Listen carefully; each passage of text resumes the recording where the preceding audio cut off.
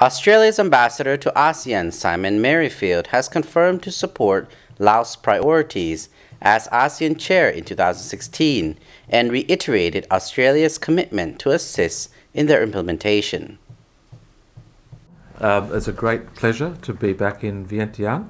Ambassador Simon Merrified, who is based in Jakarta, said Australia, as a strategic partner of ASEAN, considers it very important to engage closely with the ASEAN Chair to explore ways to accomplish ASEAN's priorities over the next year.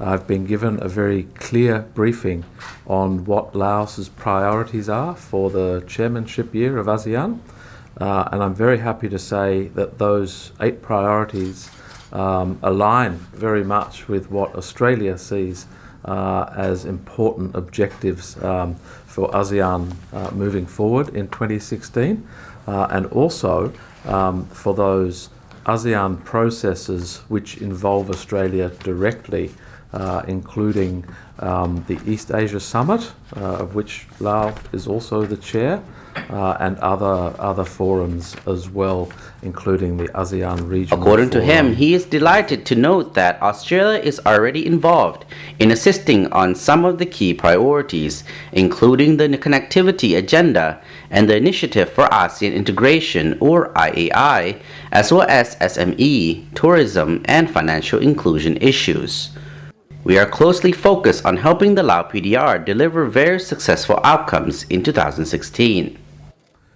2016 is a very special year for ASEAN because it's the first year of the ASEAN community, and there is the new vision, ASEAN 2025, that begins this year, and the Lao Chair of ASEAN must begin this process of moving towards that, of implementing that new vision. So it's a very big responsibility for Lao, but I'm very confident that the Lao government is ready to respond to that challenge and to implement a very big... Ambassador Merrified said the Lao government has a very big job as chair, not only of ASEAN, but other ASEAN-led processes, including the East Asia Summit, or EAS, of which Australia is a member.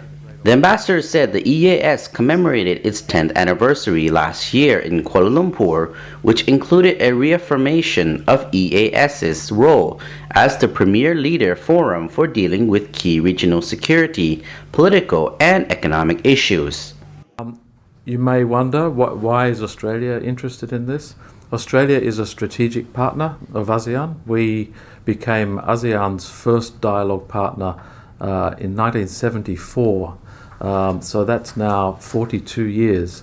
Being the first dialogue partner, we've always had quite a special relationship with ASEAN as an organisation, and we've long had technical cooperation through the ASEAN Secretariat, and that technical cooperation has focused principally on themes of economic policy development. Mr. Merrified said that Australia, ASEAN's first dialogue partner, has worked very closely with Lao officials in ASEAN-led regional forums.